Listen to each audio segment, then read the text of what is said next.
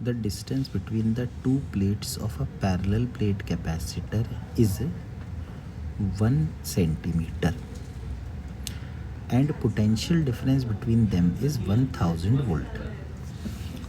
If an electron of energy 1500 electron volt enters at right angles to the uniform electric field, then the deflection of the electron along the y-axis is. तो जैसे ये जो सवाल है कुछ इस तरह का है, ये कैपेसिटर की प्लेट्स हैं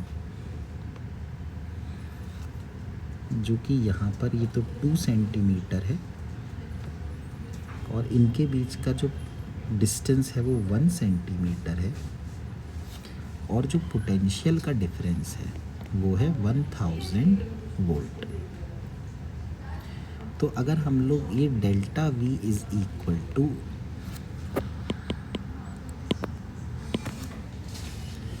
E इंटू डी का इस्तेमाल करें तो 1000 is equal to E into D मतलब 1/100। तो यहाँ से E की वैल्यू आ जाएगी 10 टू द पावर 5 न्यूटन पर कूलम। अब चूँकि यहाँ पर काइनेटिक एनर्जी दे रखी है तो काइनेटिक एनर्जी दे रखी है 1500 इलेक्ट्रॉन वोल्ट, यानी 1500 into 1.6 into 10 to the power -19 joule. Electron है तो इलेक्ट्रॉन का चार्ज का मैग्नीट्यूड तो E है, 1.6 into 10 to the power -19 coulomb.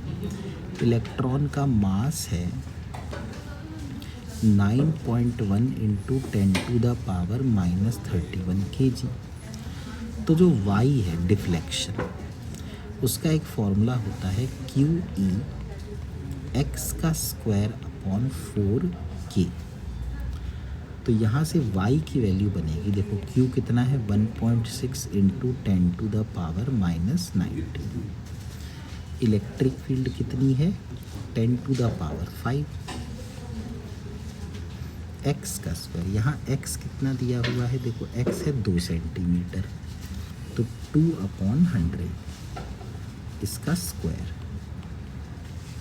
Upon 4 और k कितना दिया हुआ है, k दिया है 1500 into 1.6, 1500 into 1.6 into 10 to the power -19।